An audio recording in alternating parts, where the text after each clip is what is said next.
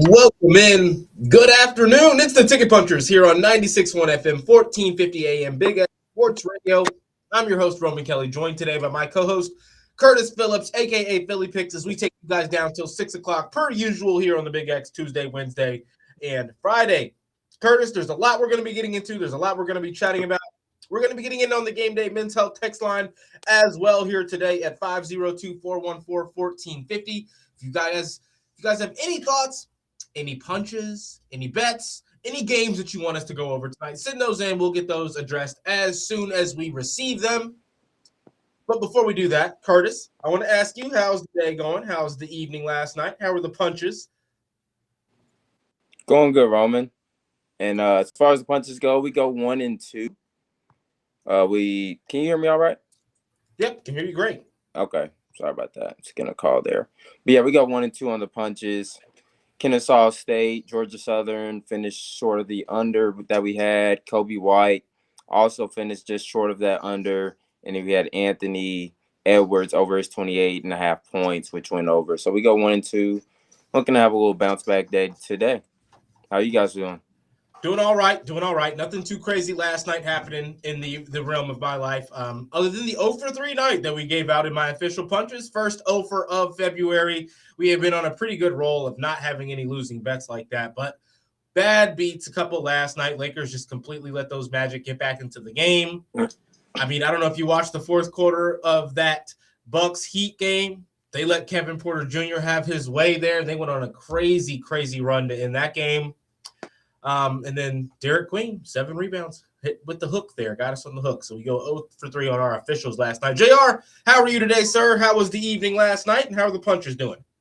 I'm doing good. Sorry, my Starbucks. Hopefully this background music isn't too loud for you. Shouldn't be all too bad. Might need you to mute when you're not talking, but you sound good. Yeah. How did the punchers do? Yeah, overall good. You know, I put out the long list of plays yesterday.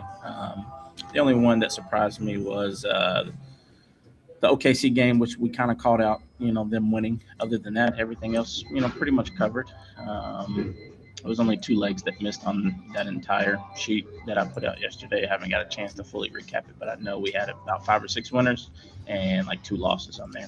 So overall, not a bad night. Not a bad night at all. Fellas, I want to look into what we've got going tonight as well. And then, of course, obviously, whatever we get in on the Game Day Men's Health text line. Before we start talking about bets and punches, there's just a little bit of NBA news I want to go over. I want to get your all's opinions on it, see where your all's head's at with this. We get word last night that James Harden fractured his right thumb in their victory against the Knicks last night. It's his right thumb. He's a lefty. He's a shooter. But he's also a playmaker. He has the ball in his hands a lot. I haven't looked into the amount of time that he's projected to maybe miss from this. Does this worry you, Philly? We'll start with you about the Knicks and their handful of games they've got coming up. I'm sorry, not the Knicks, the Cavaliers. And, the adjustments we've seen from James Harden being added to that team with Jared Allen, even Donovan Mitchell getting a lot more efficient looks as well, playing that off-guard spot. You're getting Jalen Tyson back to the bench. He comes in and gets to be that energy spark. But kind of was all centered around the differences that James Harden brought to the team. Should the Cavs and Cavs fans be worried, Philly? No, I don't think at all. As long as he's healthy for the playoffs, then I don't think that would be too much a concern. Just a guy that obviously they played without for the last few years. They've only had him a few weeks. So if it's not a long-term injury, I don't think this is something that the Cavs should be worried about. I saw that he's a game-time decision tonight, so I'm not sure if he'll be playing with a brace maybe or what the case may be there. But yeah, if he's fine for the playoffs, I don't see this being them dropping too much in the East. I think they'll still be able to compete and win games with the lineup that they have still. So, what's the timetable for him to return? I haven't gotten to do any research. I learned about this while we were live today, so I haven't gotten to do any deep dig on it. I didn't know that he was out. I mean, that he was going to be a potential game time decision. I can't imagine he'll play on a back-to-back with a freshly broken finger, though, right? Yeah, maybe not. I just saw he's not ruled out as of yet, though, or at least the last time I checked, which was probably about an hour ago. So Justin Shams Karanya says about an hour ago, after hand specialist evaluation, Cavalier star James Harden plans to play through his fractured right thumb. So basically, because this is a right thumb situation, he will be playing still. I mean, it's the thumb is made up of two phalanges. Harden's break involves the distal phalanx tip of the thumb and is non-displaced. This is the best case scenario for a quick return. Players to suffer this injury and avoid surgery miss an average of 6.5 games, roughly about 15 to 17 days when they've seen this injury in the NBA in the past. Here is one thing we know about James Harden, though, fellas, is that he's one of the toughest guards in the NBA. Kind of weird how his career trajectory has gone the way it is for a player that has the mentality he does. I want to play. I want to hoop. I want to play hard every time I'm out on the floor. Maybe not always defensively, but he doesn't miss time from injuries if it's not something major. So I'm not surprised to see that he will be playing through this, but was already like the second best shooter on the team. There's when you out of your starters, Sam Merrill, now some of these other guys you're going to have to maybe bring in to continue to have that shooting if James Harden does have a bit of a slump with shooting the ball with that injury. So interested to see how that kind of unfolds. I would expect him to play through it, but we'll see if he plays tonight and how many games he does play going forward, just dealing with that kind of an injury. If you don't get surgery on it, it will obviously kind of takes longer to heal. Not the timetable of being out. Surgery obviously will take you completely out, but not going to be 100% in his right hand. For a point guard, that's kind of critical. Wanted to see where you guys kind of thought about that. JR, I want to ask you something next. We'll get Philly's opinion on this. How do you feel about Tony Bennett being a Laker? Finally, we've made a move to get Rob Pelinka not making every decision for every young player or every free agent we bring in here. There's now going to be another evaluator of talent there alongside him. When you look at some of the draft picks that the Lakers have had recently, we knew something was due to change. Rob was not making the correct decisions by himself. What do we think of Tony Bennett being a part of the drafting and the front office work now? Do you think he's going to replace Pelinka? I feel like this is the phase one of that. This is phase one of let's go GM. Let's see if we can get Pelinka in now underneath Rob. In a year or two, let's make him 50-50, and then let's see if we can push Rob up is what it's really going to be. They're not going to ever get rid of Rob Pelinka. They're going to get him up into a presidential type of a role, assistant president that doesn't actually make any decisions. He's just the face of the Lakers out in public more so than anything else. Yeah. I like it. Yeah, I love it. I don't know Tony Bennett's, pro view on, certain prospects, but I mean, he's won national championships. He's got players in the NBA right now that played for him. You look at what those Virginia teams did. I mean, DeAndre Hunter, he developed players even too at Virginia and got them in. Yep. DeAndre Hunter, I don't believe, went into Virginia as a freshman with a lot of NBA prospects compared to what he did when he finished his sophomore season. Then it was, we know that he's the best defender in the draft kind of a player. So if you're going to getting young athletes and trying to see who has what to their game, I like it. But I wonder if it's more so just kind of a move to maybe shake things up with just how important Rob Pelinka is. I think Rob is Jeannie's guy, and Rob was Kobe's guy. And I think this is the first move under the new ownership. I forget the Dodgers' name. Whatever his name is, but this is the first pawn, on outside of the recent trades. The bus movements. This, in my opinion, I think he could replace Rob, and I don't think Rob is executed. I think the Luka Doncic thing kind of landed him, or kind of bought him some time. But other than that, I mean, he hasn't really done too much. Curtis, what do you think of this? Tony Bennett, ex-Virginia coach, championship-winning coach, has a handful of players drafted in the NBA in the last 10 years. Good move for the Lakers? Yeah, I'd say it's not a bad move when you have a basketball mind like Tony Bennett. Obviously, at the college level, what he did at Virginia was pretty spectacular, won a national championship there. So even though he hasn't proven anything in the NBA, I'm always a fan of bringing a good basketball mind, whether he's proven himself at that stage or not, to come and try to help your team out. So I'm not mad at that decision. Yeah, there's only one way to get that start. You got to go and get the positions that they offer to you. JR mentioned that it could be a move potentially to get Rob out and get somebody like Tony Bennett, somebody that the ownership wanted in more of that decision-making role, especially when it comes to young players. I think that's definitely a route here. I also wonder if we see Tony Bennett on the bench next season, with the Lakers quarter zip on, and he's out there pointing out defensive things that they need to do better. I get he has in a very unorthodox defensive philosophy that was centered around having limitations with college players, right? This is different. He knows what is the best of the best from a defender and from an offensive standpoint. He was really good with guards as well. I'd like to see him, working with some of the young talent that we do eventually bring in, if we ever do bring in the end. But I think it's a good move overall for the Lakers. Fellas, I want to kind of transition a bit and look into the night of sports because obviously the NBA is ramping up. I've emphasized the last about month how this is the time of the season where everything starts shifting, clicks into gear for the good teams and stuff. I say that good teams will still win in February, beginning of March. We've seen it, but we've also seen in the last couple of years those contending teams. They typically start going on those runs late January. You look at the championship teams in the last 5 years, what they looked like at this point in the season. It was all business. So I'm ready to see what teams kind of feel like. I'm ready to see what teams really start turning that switch on and make it about being all business.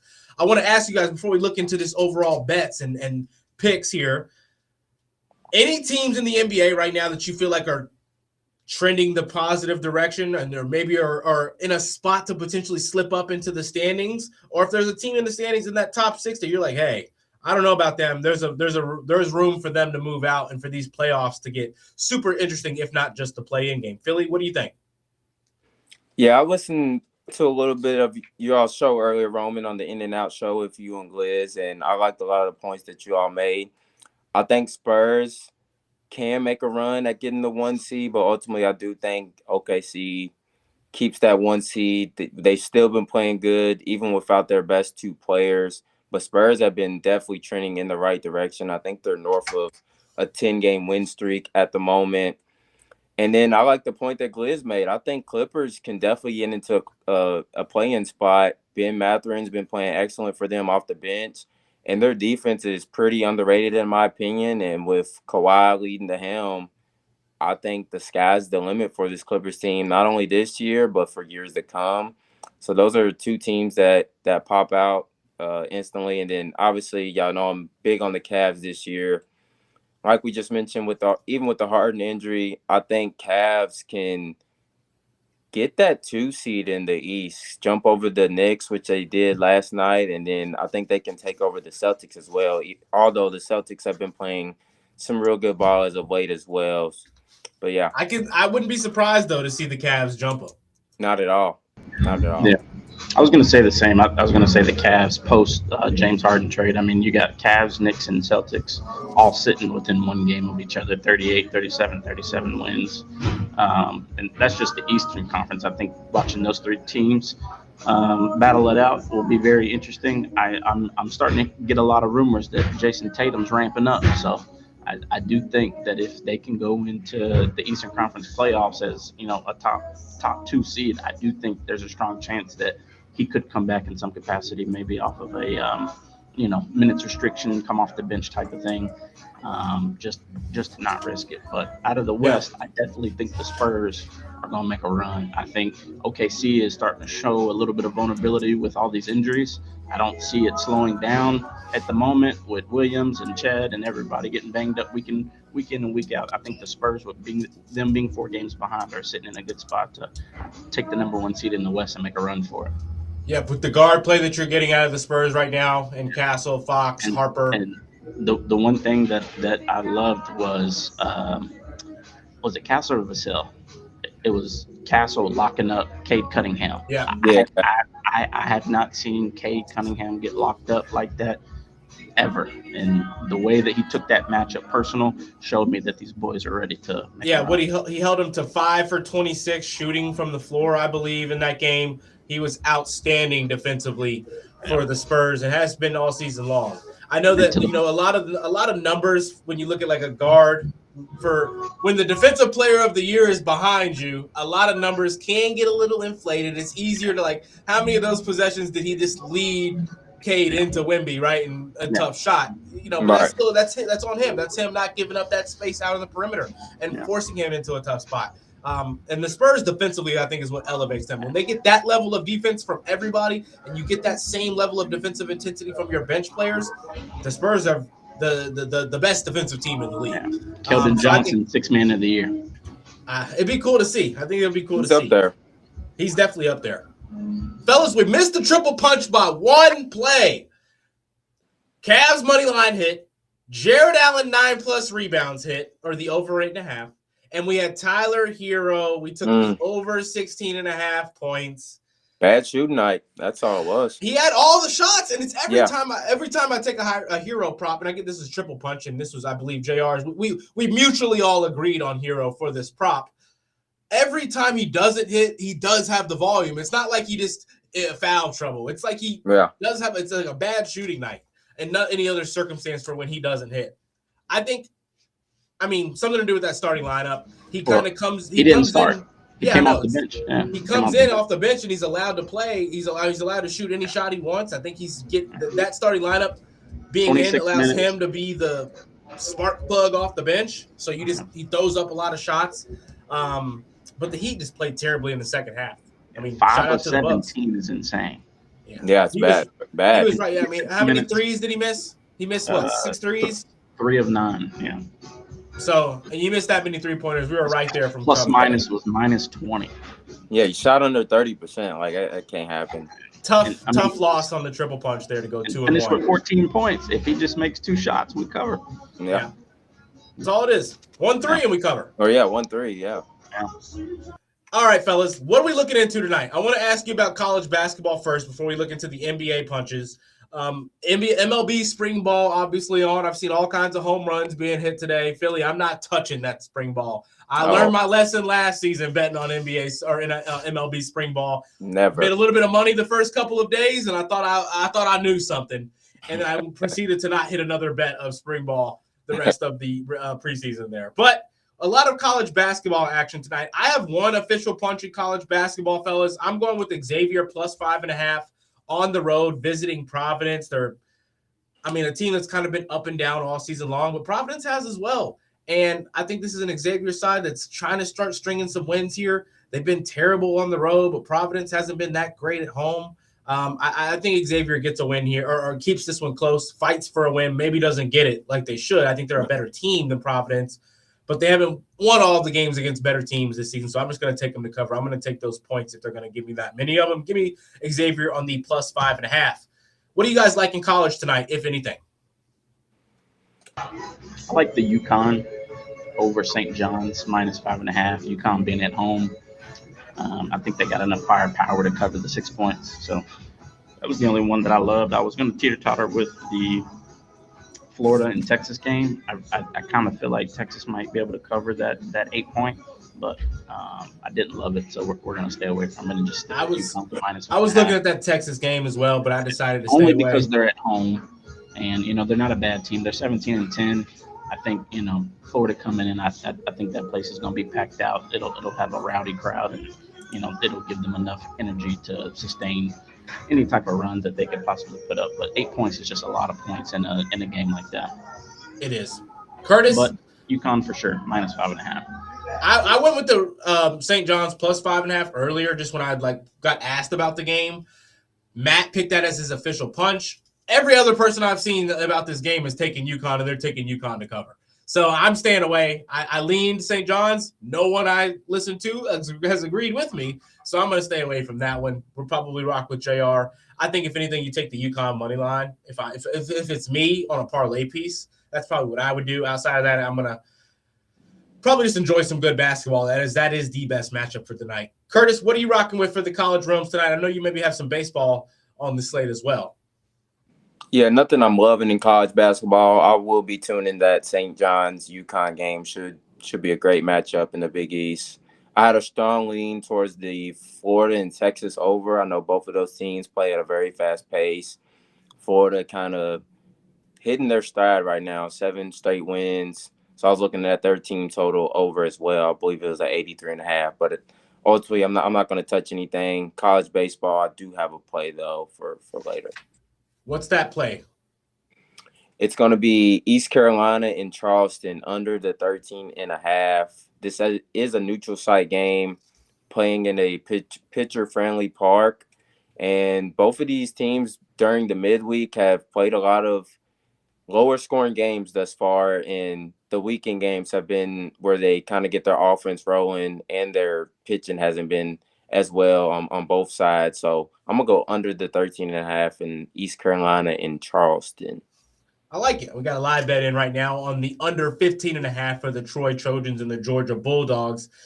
Troy up 5-. Well, Georgia just got back into it a little bit. Now down 5-4 to Troy.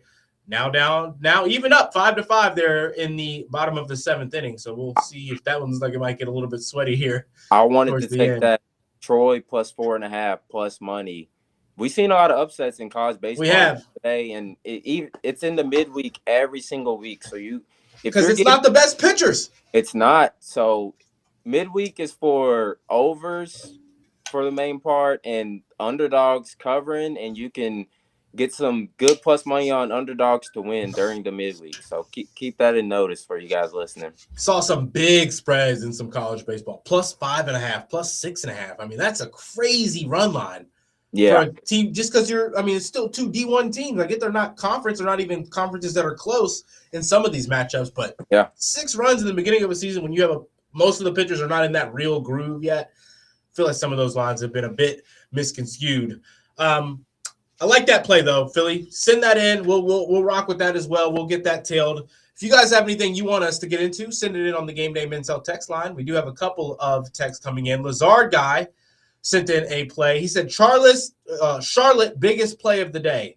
Small play on Maryland plus 17.5 as well. And he sends in a parlay, another 3-leg with a boost.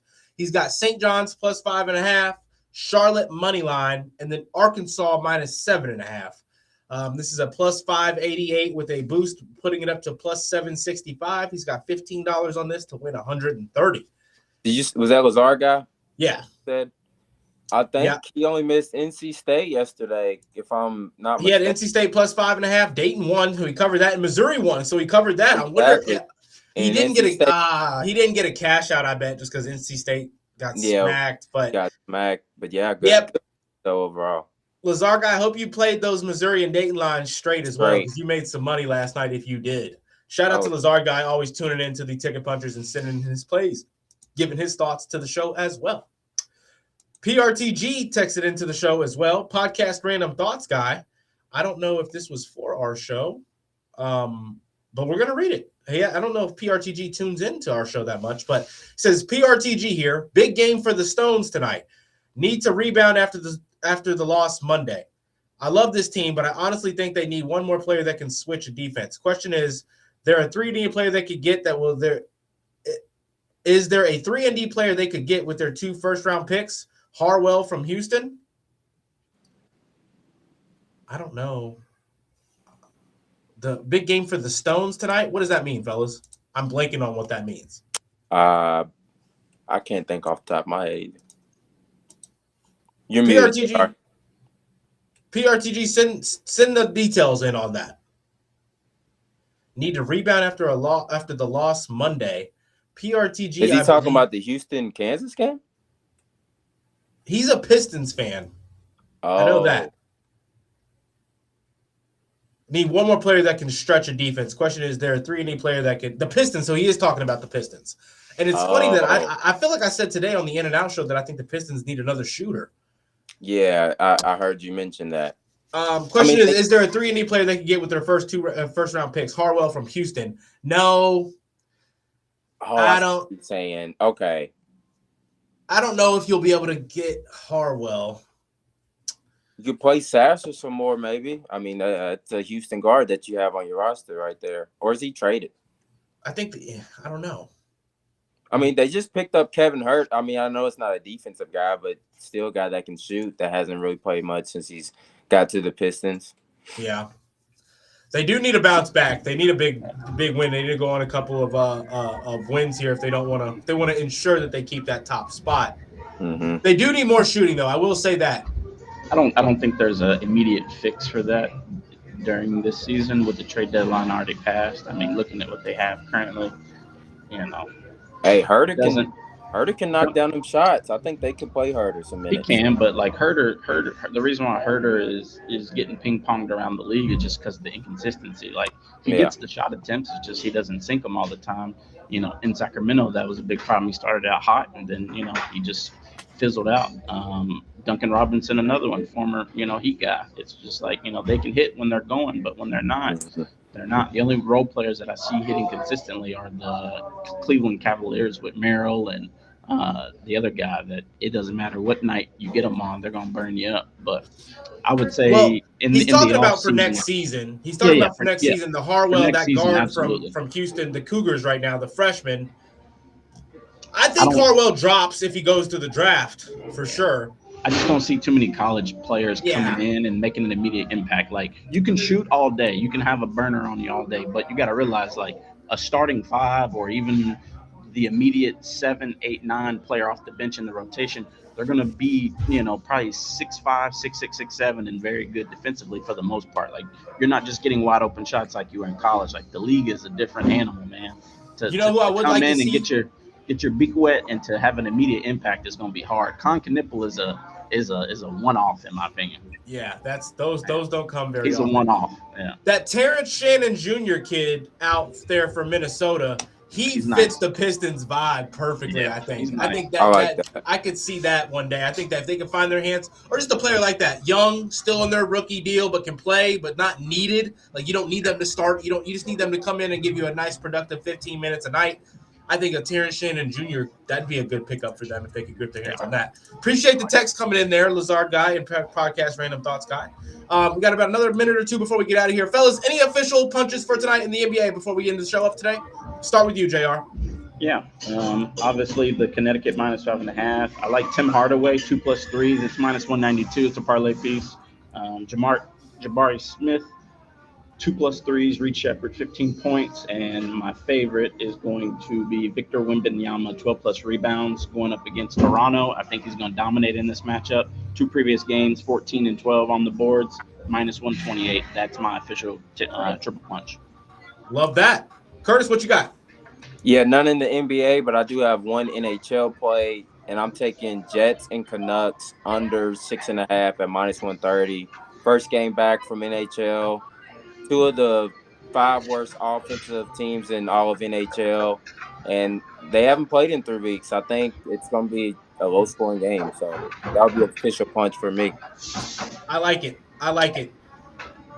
Bucks on a back-to-back on last night's game, fellas. I kind of lean with on the Cavs money line tonight, especially if James Harden plays in that game. I get that Cavs played as well, but I lean Cavs in this one with them being fully healthy still if James Harden plays. One play that I do love tonight, fellas, though, an official is the Nuggets -3.5 with the Celtics coming off of a back-to-back on their road trip. Yes, they got the victory over Phoenix, and they are 2-0 on this road trip, I believe. I don't think they extend that to 3-0 against the fresh legs of the Nuggets tonight. Yeah, there's still no Aaron Gordon, still no Peyton Watson.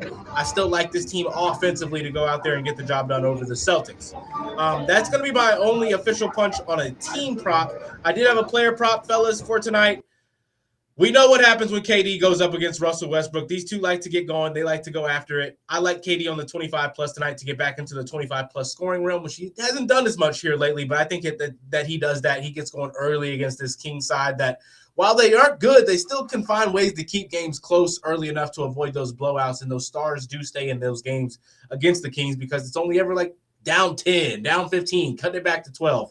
I like KD on the 25+ as my third official punch. This is going to wrap us up, though, on the radio side of things. Stay tuned. If you want to hear the triple punch parlay, we will be giving that out on YouTube and on X, where the stream continues after the radio. Thank you all so much for tuning in. Thank you all so much for listening. Shout out to the podcast listeners as well. And fellas, let's go punch those tickets. Punch the tickets. Those tickets.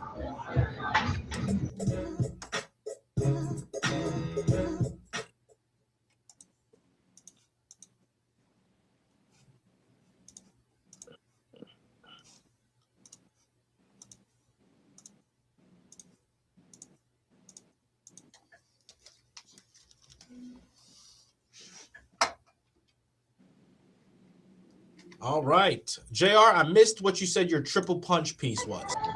Wemby, 12 blocks. What? Wemby, 12 blocks, 12 rebounds. I was going to say, huh? 12 blocks. Hey, can you What imagine? website are you betting that on? Somebody got it. That's funny. 12 blocks. Make All right, Starbucks my so I've got coffee has Xavier, it. Nuggets, Kevin Durant. And then for our triple punch today, we're going Wemby, 12 plus rebounds. Curtis, I know you got an NBA triple punch piece.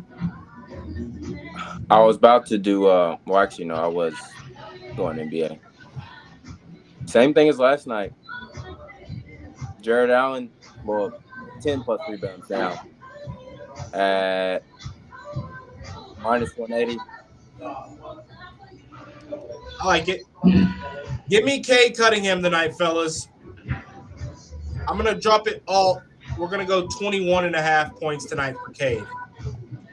Or we'll make it 22.5. One below his line at 23.5. They're thinking it's going to be a good defensive matchup. It should, but I still like the matchups with who's going to be guarding him. They're going to get Dort switched off of him as much as possible, and they're going to let Cade go to work. I also just think that Dort's too aggressive of a defender compared to somebody like Castle. Castle's got that agility. He's the perfect kind of defender for a Cade Cunningham. I think Cade baits Dort all night and has a great bounce back spot here. Give me Cade Cunningham for the 22.5 points for the triple punch piece. Let's do it. So we're going Jared Allen, 10 plus rebounds. Yeah. Wemby, 12 plus rebounds. I feel like I should have went with that damn rebound prop. Rebound triple punch, but I'm rocking with the Cade Cunningham 22.5 points. Yeah, my favorite play. My favorite play was Wemby 12 rebounds, KD 24.5 points, Jaylen Brown 28.5 points. If you do that on Prize Picks, they got a 6x multiplier, win 210.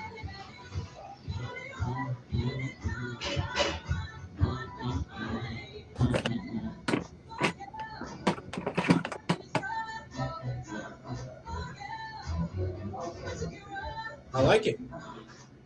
Any other things you guys wanted to jab out there, fellas? Good for me tonight. Yeah. Light day for me. Yeah. I'm still waiting to see how everybody's gonna play, man. Teams are just weird right now, Yeah. Speaking of which, I called that OKC win yesterday. I know y'all saw that. You did. Yeah. You did. All right. We both leaned. Said they was gonna come out. Raptors. The Raps, right? Yeah. Yep. It was. Let me go to it. They're going by what, 9-7, something like that. Yeah. Yeah. The Heat lost. We took Hero 17.5. He had 14. Jared Allen covered. Cavs covered. Kobe White over 2.5 assists, which was a plus money play. That covered. Hornets covered. That was plus 102. Those two alone. Philly covered. Atlanta covered. Dallas covered. Yeah, OKC beat Toronto 116-107. Tennessee lost by 4, which was surprising. Missouri. Yeah, I called the Celtics ass whooping, 97-81, but we ended up taking Phoenix plus 5.5. Minnesota money line covered, and of course, even if all that shit would have hit, our good old faithful Lakers lose by 1 because Luka Doncic wants to fucking hesitate at the end of the game. As soon as I pointed out that stat as Lakers as a favorite. Yep. Did y'all watch the last play? Yeah. Terrible. He comes off the screen, has a wide open shot. He looked at the clock because there was 5 seconds, 4.7. And he's like, I want to kill a little bit of time. I don't want to take the shot too quick. Takes a dribble, and then they close out, and then he flicks it to LeBron. LeBron does one of those Cleveland Cavalier reverse pivot spin move into a 3-point shot and barely even hits the damn rim. Like, it can't get any worse, dude. It's like, just shoot the damn ball. I Not even get a didn't good actually look watch when the you were play. wide open is crazy. Yeah, So I you just didn't saw watch the it. caption.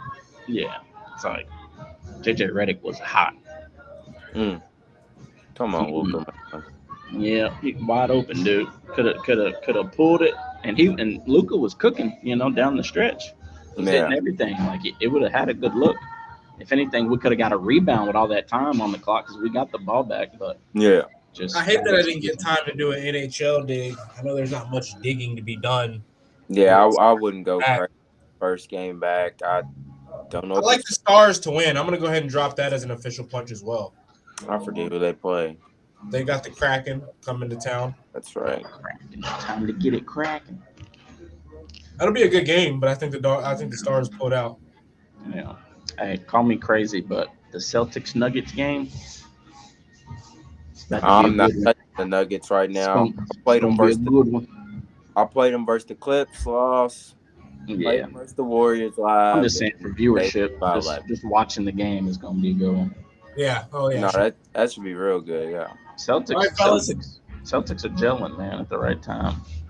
I'm gonna get out of here. I'm gonna hit you guys up in the chat later on tonight. All right, yes, brother. sir. See y'all. Go punch those tickets. Punch tickets.